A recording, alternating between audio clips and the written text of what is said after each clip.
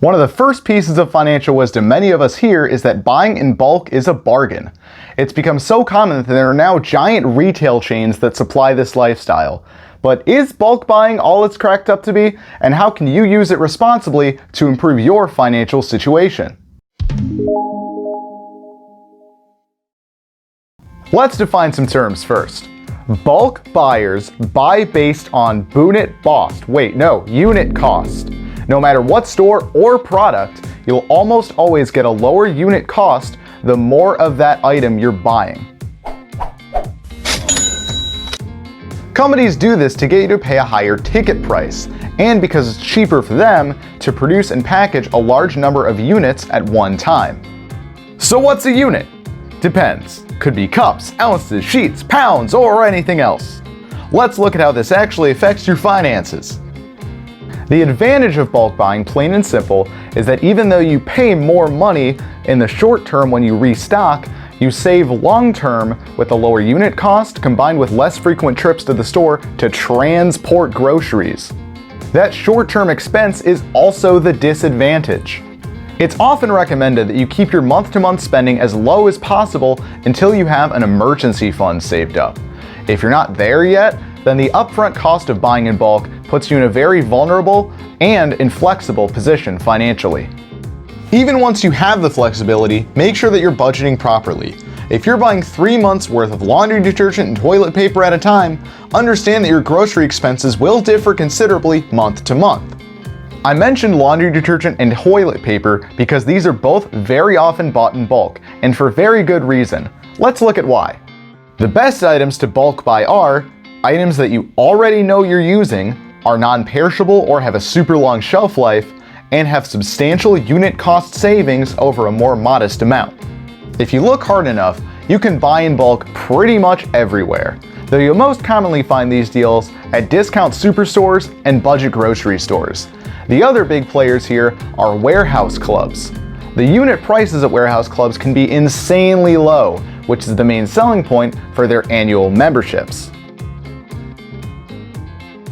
But remember, you're paying that cost regardless of how much you buy. If you want to make accurate comparisons, you need to factor in the fact that you're paying an annual rate per year just to shop there. If you're not in a position where you can bulk buy most of your groceries, or if no warehouse clubs are convenient to you, maybe you're better off without that membership. The annual membership of warehouse clubs reminds me of something we usually leave out in the conversation about buying in bulk. Have you ever signed up for an annual membership versus a monthly or pay-as-you-use plan, and then just only used it for the first 2 months or just forgot about it later?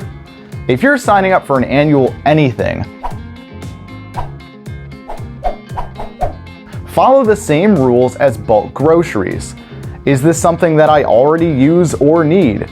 And are the unit cost savings substantial enough to matter? Remember that you can usually upgrade to an annual plan from a monthly one, but you obviously can't do that in reverse. It might be better to use the service for several months, then make a more educated guess on whether it'll continue for a whole year. The last point I want to make about buying in bulk is its effect on consumption. People tend to ration what is scarce and use freely what is abundant. And this goes double for anything you eat. Stick to recipes and their specific measurements, and be wary of any thought that comes into your mind with, well, I have it and I need to use it, so... as that might lead you to overuse that product and defeat the entire point of buying in bulk, which is saving you money. Let me make this clear. Bulk buying is not inherently good or bad.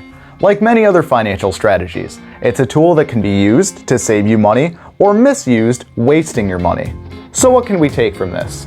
Well, how about the importance of unit cost in purchasing decisions, how bulk buying can affect your cash flow, where it can show up outside of the grocery store, and how it affects your behavior once you actually have these products.